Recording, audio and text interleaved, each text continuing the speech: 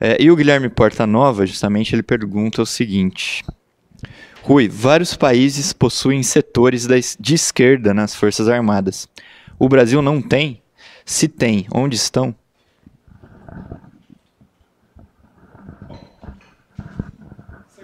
Abordou de diversas maneiras, vou procurar acrescentar mais alguns dados. Primeiro, nós temos que ver que nas Forças Armadas a gente só ouve falar do comando das Forças Armadas.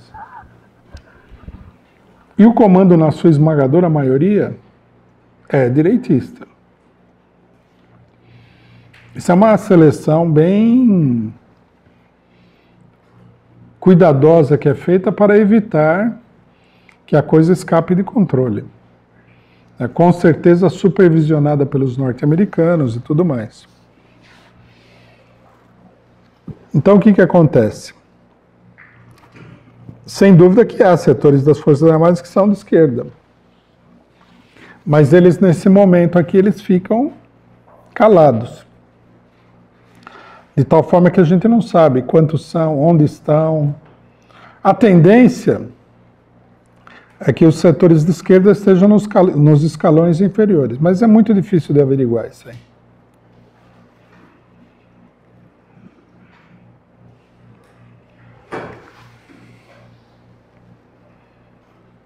Bom, mais uma pergunta aqui. Aproveitar também e agradecer mais gente que contribuiu, que está contribuindo no Superchat. O Gilson Vasconcelos Dobim e o Fernandes da Silva Filho. Vamos lá, uma pergunta do Fernandes da Silva Filho. Rui, entender que é marionete da direita não seria o primeiro grande passo para a esquerda mudar sua estratégia de enfrentamento? Dito de outra forma, né, nós devemos lutar para ter uma política independente da burguesia de conjunto. Senão você termina assim, né? A burguesia lança campanha contra o Bolsonaro e entra todo mundo na campanha da burguesia. Isso daí denota uma falta de independência política da maioria dos setores de esquerda no Brasil. Eles não têm independência, não têm um pensamento independente. Para dizer de uma maneira figurada, não tem uma personalidade política própria. Tanto que a gente vê que na campanha eleitoral o pessoal acaba todo falando mais ou menos aquilo que a burguesia quer ouvir, né? Você vê que a burguesia decretou que não pode falar do Lula. Você não ouve falar do Lula na campanha eleitoral.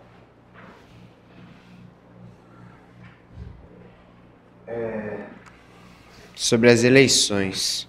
A burguesia está fazendo todas essas manipulações, né, para conseguir levar o Alckmin para o segundo turno. E aí uma das campanhas que estão batendo em cima não é só a campanha contra o Bolsonaro, é a campanha contra a polarização. E aí eles ainda estão usando a figura do Lula, né? Inclusive o MBL fez um vídeo também falando do ele não, mas no caso deles o ele era o Lula, eles colocaram o Lula no final do vídeo e associando o Lula ao Haddad, né? Inclusive a Folha de São Paulo já lançou várias matérias falando que o Haddad ele é da seita do lulismo, uns negócios assim, e estão fazendo essa campanha. E estão usando o Ciro Gomes para tirar o voto do Haddad. São duas perguntas nesse sentido. A primeira é se o Ciro Gomes ele pode ser um candidato dos golpistas se perceberem que o plano de colocar o Alckmin no segundo turno não está dando certo. E a segunda é se o Haddad, essas declarações aí extremamente vacilantes que ele está dando na imprensa e tudo mais, se ele está se sentindo pressionado pela burguesia para fazer uma campanha ultramoderada, até direitista em algumas questões. Então, são esses dois pontos. O problema, a questão com as eleições, acho que a primeira regra para entender as eleições é partir do princípio de que nós não temos um conhecimento suficiente do que está acontecendo para poder fazer um prognóstico certeiro. A eleição é uma manipulação de um setor fundamental da burguesia. Veja, vamos citar dois casos aqui que são importantes. Vou citar três casos famosos. primeiro caso, a eleição do Haddad em São Paulo, da primeira vez. O Haddad, até o fim da eleição, estava em terceiro lugar. Não é assim? Aí chegou no finzinho da eleição, ele passou para o segundo turno. Em primeiro lugar. Quer dizer, ele passou de terceiro para primeiro. Aí explicaram que ele deu um salto e tal. Mentira. Ele já estava em primeiro faz tempo. Eles mostraram na pesquisa que ele não estava, ele estava em terceiro, que era para ver se o pessoal votava num dos dois outros candidatos com base na tese do voto útil.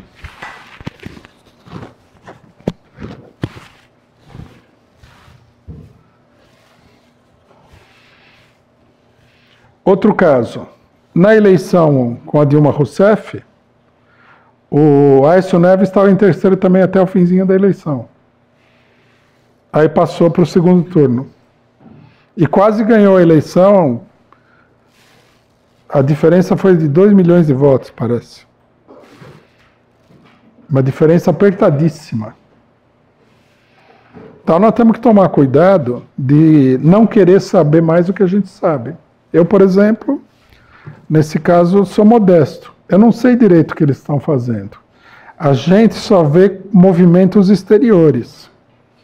Você pode ter uma impressão aqui, pode ter uma impressão ali, mas não é certeza.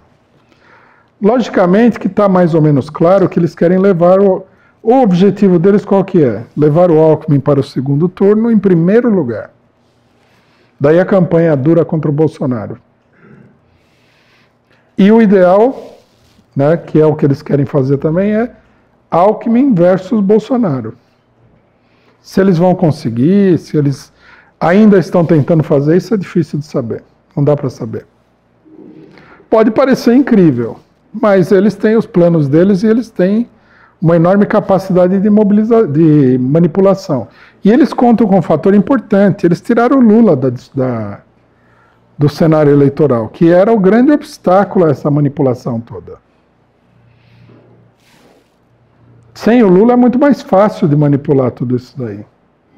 É isso que nós temos dito. Aí a pergunta, pode ser que o Ciro Gomes seja o candidato? Se eles não conseguirem, com todo esse esforço e tudo mais, e não é só o esforço eleitoral, né? Porque a gente lembra que no final o Aécio Neves, que estava em terceiro, ganhou a eleição em São Paulo, o maior colégio eleitoral. Um verdadeiro milagre, né? Como será que eles conseguiram esse milagre? Será que o fato do PSDB estar no controle do governo do estado de São Paulo tem uma enorme influência sobre os juízes, sobre todo o aparato eleitoral, teve alguma coisa a ver com essa vitória do Aécio Neves em São Paulo? Precisa levar em consideração isso daí. Quem disse que as eleições são limpas?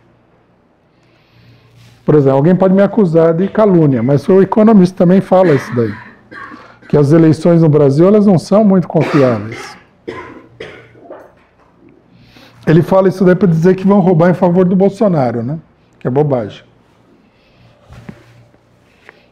Na verdade, se alguém for roubar, é o PSDB, né? Que tem o poder de fazer isso daí. Então, nós temos que tomar muito cuidado, né?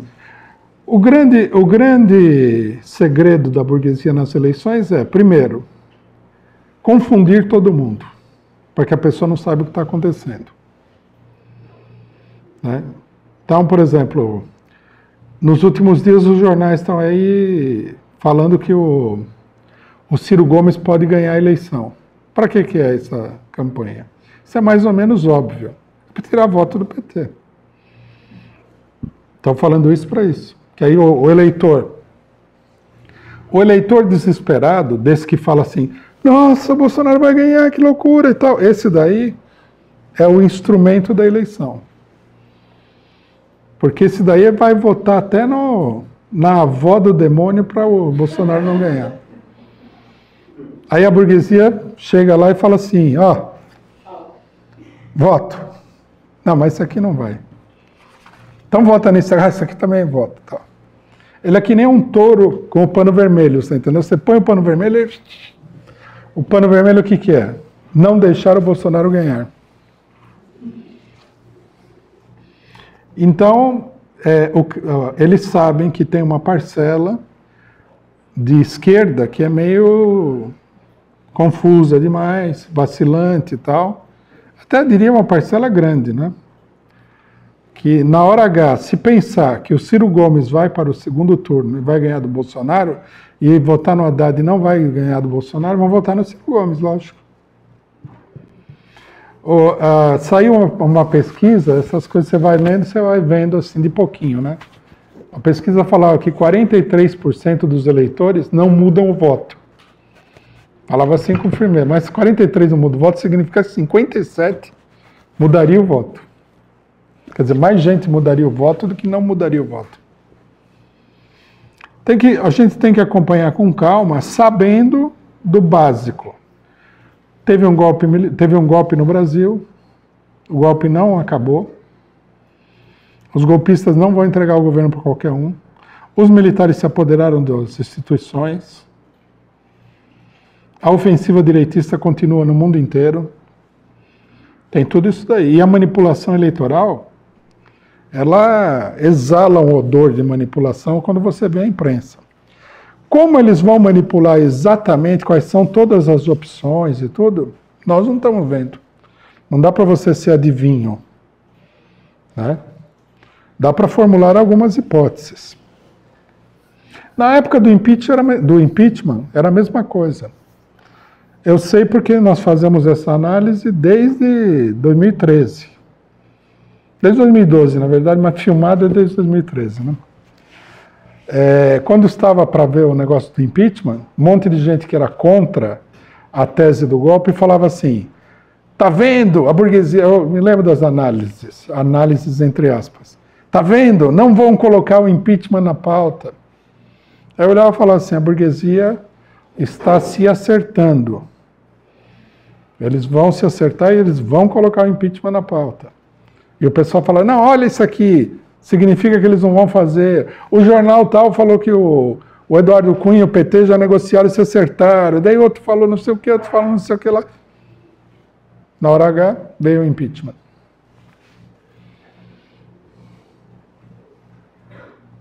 Bom, próxima pergunta do Gilson. Agradecer também pelo superchat. Rui, o que significa votar nas candidaturas do Partido da Causa Operária? Votar nas candidaturas do PCO significa fortalecer a política que o PCO defende.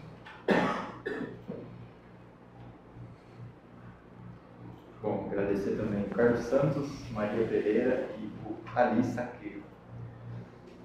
Mais uma pergunta aqui, vamos lá.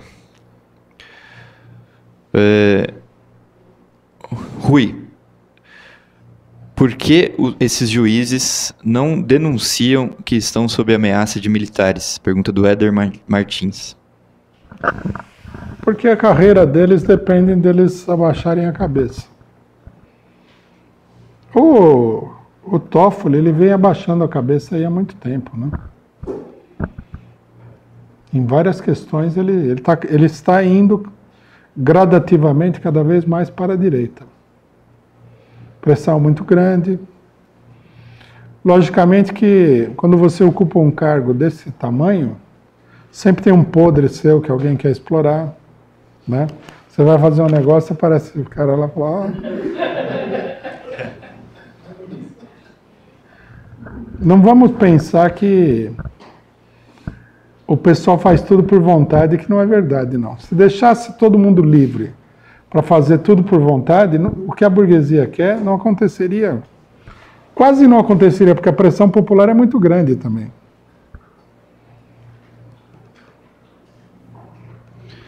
Bom, pergunta do Miguel Graziotin. Para você comentar esse caso que a PF ela vai deixar a conclusão do inquérito da facada para sexta-feira, véspera da eleição, dia 5 de outubro. Esse é até engraçado, né? É tão grotesco que é até engraçado, né? Não sei, vamos ver o que eles vão anunciar aí, né? Mas é muito grotesco. Celi Lisette, gostaria de saber sua opinião sobre o assassinato de 3 geólogos colombianos. O exército condenou as Farc. Sai do tema, mas sua análise seria importante. Eu não tenho informação sobre isso daí. A pessoa que fez a pergunta podia mandar a informação para a gente ver. Mais uma aqui. O Noam Chomsky, em visita ao Brasil, declarou que os Estados Unidos não possuem nem a metade da força que tinham na América Latina na década de 60 e 70. O que colocaria em xeque a retaguarda imperialista de um golpe militar aberto. Como você avalia as declarações de Chomsky em relação ao contexto brasileiro? Ele falou que coloca em xeque o golpe militar aberto? É o que o nosso... Ou é a pessoa que tirou a conclusão? Ele coloca entre aspas aqui, eu não sei se... Ele só colocou assim, eu não Essa sei é bobagem. Golpe militar já é um problema de fraqueza política. Como é que eles estão organizando a ocupação da Venezuela se eles não têm força nenhuma? O imperialismo não é só um problema de força imediata, eles vão cavando a situação, eles têm muito poder, muitos recursos. Nada vai colocar em xeque um golpe militar, a não ser duas coisas. Uma, o fato de que os militares consigam tudo o que eles querem, pela submissão espantosa da esquerda. E dois, a força do povo para impedir o golpe militar. A primeira não garante nada. A segunda é a única garantia real de que você não vai ser atropelado aí pelo tanque de guerra do golpe militar. Depois também falar que o golpe militar é inviável por aquele motivo, quando os militares já estão controlando todo o governo, é um raciocínio meio besta, né?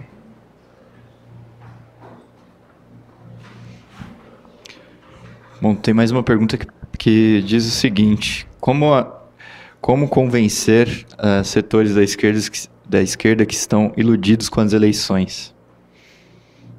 Então, eu acho que a gente não deve falar para a pessoa quer votar no Haddad? Vota no Haddad. Vai fazer o quê? Qual que é o nosso objetivo? Em tentar desmotivar a pessoa a votar no Haddad. No entanto, nós devemos dizer o seguinte: não vamos acreditar que esse voto vai mudar alguma coisa de verdade.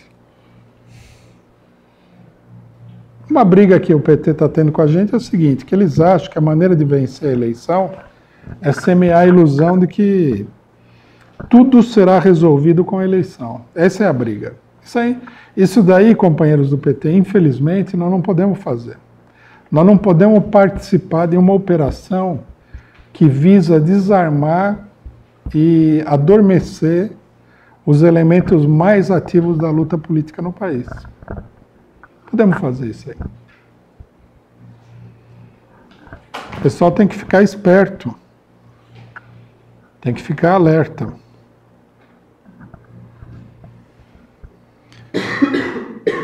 Mais uma pergunta que é do Ali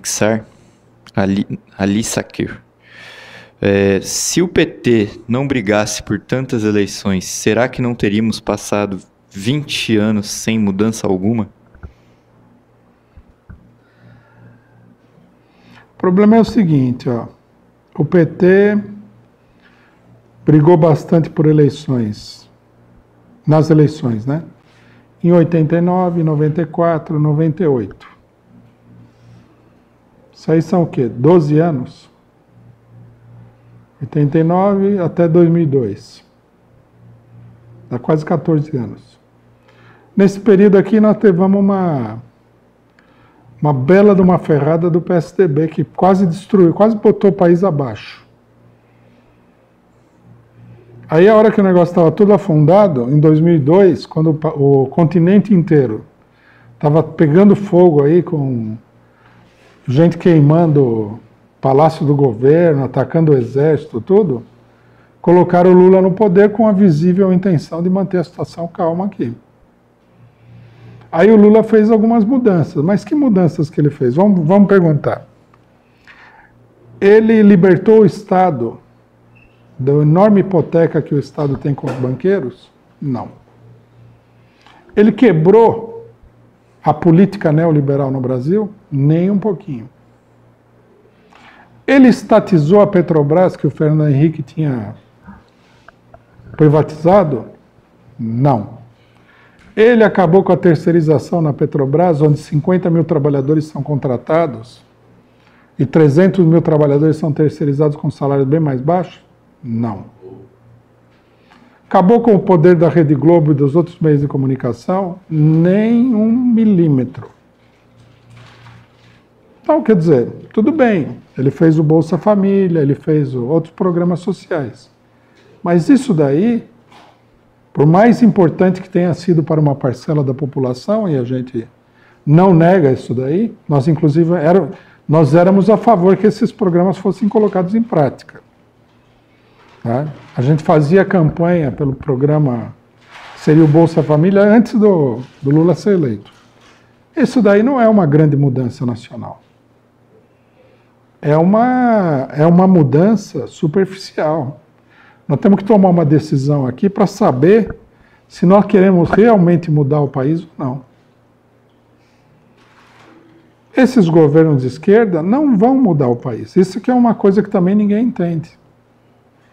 Ser eleito para o governo. O Lula colocou como principal homem da economia o Henrique Meirelles. Esse Henrique Meirelles está fazendo campanha aí presidencial absurda, né, grotesca.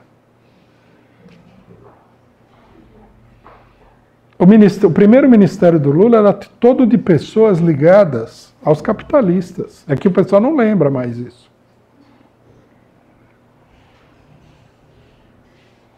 O dono da Swift estava no ministério. O Ministério da Justiça estava com o Márcio Tomás Bastos.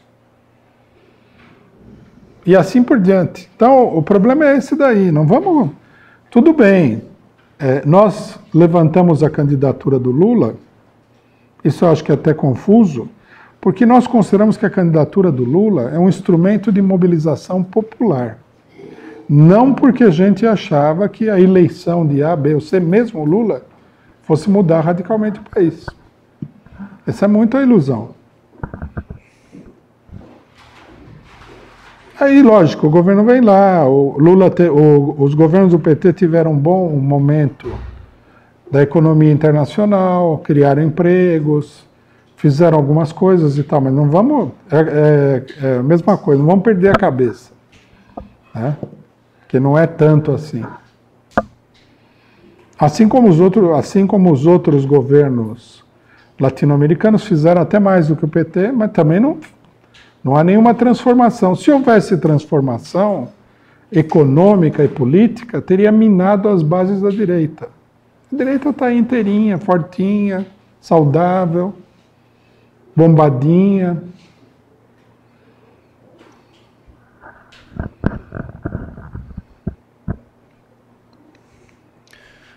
Agradecer o superchat também da Tânia Guimarães e do Ian. E tem mais uma pergunta aqui que a gente já está encerrando. Tem bastante campanha eleitoral aqui. Tem. Tem a pergunta do Barrabás, que fala o seguinte: o que pensar das declarações de Haddad, que não denuncia o golpe nem defende publicamente Lula? Eu acho que isso aí primeiro mostra a timidez extraordinária da campanha do PT, que não vai para o enfrentamento com a direita de jeito nenhum. É da natureza do processo eleitoral essa campanha totalmente água com açúcar, inclusive com mais água do que açúcar. E revela que a campanha é altamente desmobilizadora, né? Mostra que o PT também sempre achou, pelo menos os que apoiam essa política do Haddad, sempre achou que o enfrentamento não era o caminho. Agora está todo mundo aí pendurado por um fio, que é a vitória do Haddad e o governo do Haddad via eleições de 2018, onde já proibiram o Lula, onde proibiram o PT praticamente de falar o nome do Lula. Então, a nossa esperança, a esperança que sobrou para quem segue essa política é ficar pendurada nesse fio, que é quase um fio de uma teia de aranha. Por isso o desespero também, porque o pessoal está pensando assim, e se a gente perder a eleição, e aí? Eleição de 2022?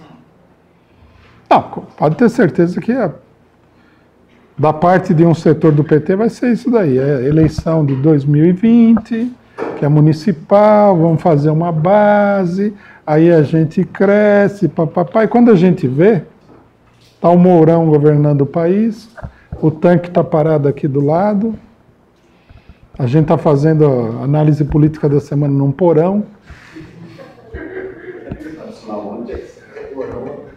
Hã? Não, é. Se a gente for seguir isso daí...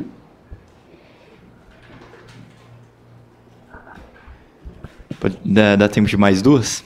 Acho que sim. Seguinte. Meu Deus. Nós temos atividade às 16 horas aqui. Quarta Internacional, companheiros. Não percam. Bom, aproveitar e agradecer a Andréa Diniz, que contribuiu também. A pessoa pergunta o seguinte. Primeira pergunta é a seguinte, ela fala, o André Tiago Oliveira. Considerando que Minas Gerais foi palco do golpe de 64, o golpe da redemocratização com Tancredo e atual, o atentado contra Bolso, como você analisa o Atentado contra Boulos? Bolso. Bolsonaro. Em Minas Gerais, foi em Minas Gerais. Tudo isso foi em Minas Gerais. Como você analisa o papel político de Minas no atual cenário? O que esperar? Eu acho que Minas Gerais é uma peça-chave para a burguesia ter um controle mais rigoroso, mais direto, mais preciso do regime político. Uma coisa que muita gente não entende, a gente falou isso quando teve as mobilizações de 2013, né? O regime político brasileiro, ele é um regime que tem peculiaridades que são muito importantes para entender o problema do poder. Todo mundo acha que o poder está concentrado em Brasília, mas não é verdade. Os estados, eles têm uma participação muito grande no poder. Tanto que antigamente, né, na época da República Velha, isso daí não se alterou de uma maneira radical, se alterou relativamente. Os governadores estaduais tinham um papel muito grande no governo do país. Sem o acordo dos governadores era difícil de governar. Bom, hoje em dia existe um tripé de estados que são fundamentais para governar o país. Que é o quê? São Paulo, Rio de Janeiro e Minas Gerais. Em São Paulo, o PSDB, graças ao voto útil, né? E aos vários Bolsonaros que o PSDB enfrentou na sua longa carreira, a gente já sofre a canga do PSDB aqui há décadas, em São Paulo, graças ao voto útil. Por isso também a gente gosta muito do voto útil. O PSDB se encastelou aqui e aparentemente vai ser difícil de tirar, porque o PT nunca lança nenhum candidato aqui que valeria a pena até o povo gostar de votar nele, né? No Rio de Janeiro, o PT abriu mão e cedeu o governo estadual para o PMDB.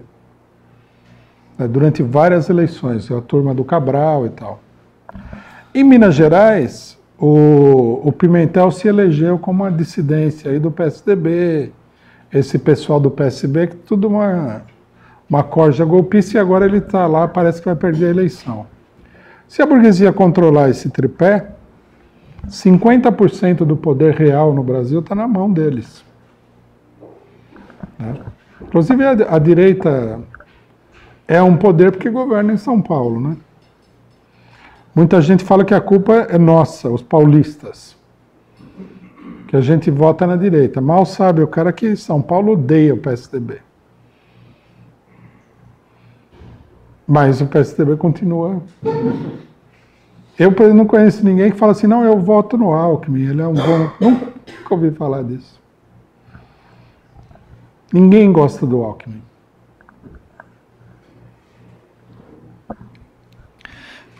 Então, acho que o caso de Minas Gerais é esse caso aí, muito importante. Tem que prestar atenção nisso, isso daí confundiu a cabeça de muita gente, porque o movimento de 2013 foi um movimento, sobretudo, contra os governos estaduais. Isso muita gente não lembra. Depois, em 2014, o PT ganhou o governo de Minas.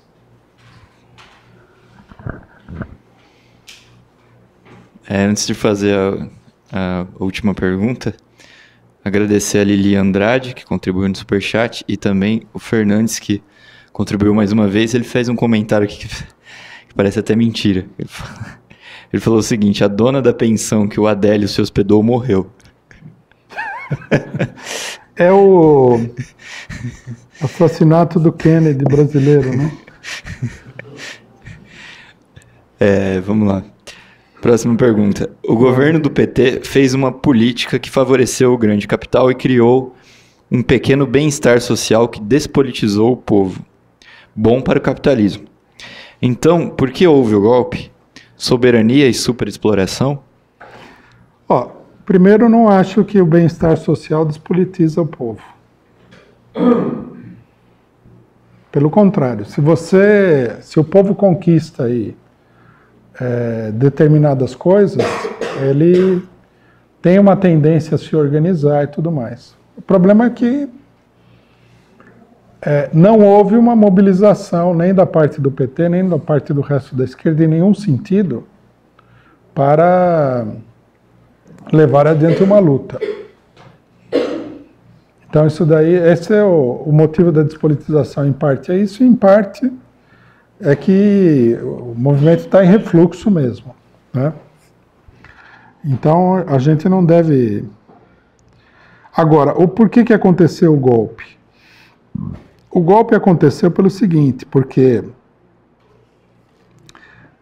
nós temos um sistema econômico mundial e nacional falido, que ninguém leva em consideração. O sistema capitalista, ele só consegue se manter colocando um ônus muito grande sobre as populações. Desde a crise de 1974 para cá, quer dizer, já perto de 40 anos, o que a gente tem assistido é uma degradação da vida da população mundial extraordinária. Principalmente com a política neoliberal, que foi uma resposta a essa crise de 74. Então, quer dizer, o capitalismo ele teve uma época que ele apresentava a seguinte face: não, o capitalismo está enriquecendo os povos, não era bem verdade, mas dava a impressão e ele conseguia sustentar, né, um certo nível de movimentação econômica. Agora não. Agora as empresas estão todas falidas, vivem do mercado financeiro, a economia mundial é totalmente parasitária, dependente do mercado financeiro. E para que o mercado financeiro consiga, inclusive, manter isso daí, é preciso que todo o dinheiro do Estado seja revertido para os capitalistas. Essa é a essência da política que nós estamos vivendo. Então, o que acontece? O governo do PT, os capitalistas toleraram esse governo no começo, porque eles falaram: isso aqui pode explodir, como explodiu na Bolívia, na Argentina, na Venezuela, no Equador. Então, vamos... É a famosa história do apito da panela de pressão. Vamos abrir a válvula de deixar escapar a pressão. Isso só poderia ser... O PSDB não consegue fazer isso daí. Só o PT, que é um partido de esquerda, poderia fazer isso daí. Entrou no governo, começou a fazer, fez alguma política social, combateu o primeiro foco de grande tensão social e econômica, que era a fome. Bom... E aí a combater outros, etc. e tal, foi alargando a sua política e foi criando, também ampliando a sua base eleitoral com as reformas sociais e tudo mais. Chegou num ponto a burguesia falou: nós precisamos reverter isso daí por dois motivos. Primeiro, que nós precisamos esfolar de novo a população. Porque isso é aquele negócio, né? Que nem uma sala de tortura. Leva o cidadão lá, bate, daí vem o médico e fala: ele vai morrer. Aí leva ele para o pronto-socorro, deixa ele lá uma semana, Já pode apanhar de novo, traz ele de volta e começa a bater nele de novo. Quer dizer, para não deixar morrer o cidadão, porque você não quer matar eles, quer extrair algum benefício, então tem que tratar assim. Segundo a burguesia, o período de descanso da população acabou. Tem que voltar para a sala de tortura. Inclusive porque a situação econômica só piora. Você vê que as propostas são cortar tudo quanto é universidade pública, é roubar a população em larguíssima escala. O PT não vai fazer isso daí, por isso deram o golpe. Por mais que você pressionasse o PT, ele só ia tomar meias medidas. A gente viu. A gente teve uma experiência de primeira mão. A reforma fiscal da Dilma foi uma bobagem perto da do Temer. A reforma da Previdência da Dilma era ridícula perto da do Temer. Aí, no processo de derrubada da Dilma, aprovaram o negócio da CLT, da terceirização. O PT não... Se ele quiser se manter como partido, ele não pode concordar com tudo isso. Esse é o problema. A pessoa não vai derrubar um governo simplesmente porque ela está fazendo uma coisa que é revolucionária. Muito governo cai porque o governo não é capaz de fazer aquilo que os donos do poder querem que ele faça. É o caso do Trump. O Trump é mau, é nojento, é direitista, é fascistoide, é horrível. Mas o problema dele é que ele não está fazendo exatamente aquilo que os donos do poder querem. Daí que ele está sendo acusado de espião russo e tal. Você pode ser mau, mas se você não fizer o negócio, ou às vezes você até quer fazer, mas você não consegue fazer, você cai. Por que derrubaram o Collor? Quem começou a derrubada do Collor foi a burguesia. A campanha era feita pela Veja e pela Isto É. Depois a Globo entrou na jogada e tal. Por que derrubaram ele? Porque a política que ele levava adiante não era a política que eles queriam que ele fosse levado adiante. E o Collor não era de esquerda, o Collor era de direita.